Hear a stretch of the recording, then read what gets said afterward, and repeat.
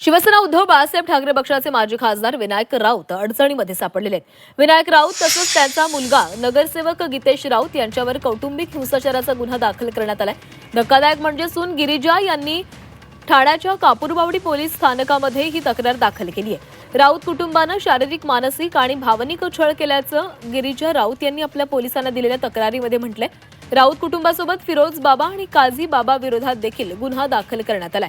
दरम्यान विनायक राऊतांनी हे आरोप फेटाळून लावले असून 2022 मधील घटनेची तक्रार 2026 मध्ये का असा सवाल त्यांनी उपस्थित केलाय।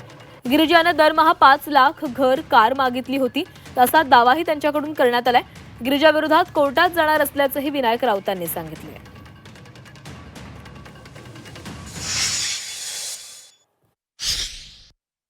आमचे वकील आणि त्यांच्या वकिलांनी ह्यामध्ये तडजोड करावी DV यासाठी काही बैठका घेतल्या होत्या। पहिल्या बैठकीमध्ये तिने 5 करोड रुपये मागितले आणि 3 रूमचा घर मागितलं, 3 रूम किचन फ्लॅट, त्याचबरोबर ऑटोमॅटिक गाडी मागितली आणि तो फ्लॅटसुद्धा विथ टेरेस फ्लॅट असायला पाहिजे अशा पद्धतीची मागणी केली।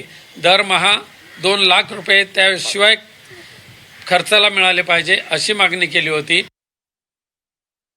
7 वर्ष तिथे होते। माझ्याकडे बरेच मौके होते जिथे मी त्यांच्याकडनं पैसे उकळू शकत होते किंवा काही त्यांच्या गोष्टींवर माझा हक्क दाखवू शकत होते, पण मी त्याच्यात कधीही नव्हते आणि माझ्या सिंपल अपेक्षा होत्या माझ्या नवऱ्याबरोबर माझा सुखी संसार आणि माझ्या घरच्यांबरोबर आनंदाने नांदणं।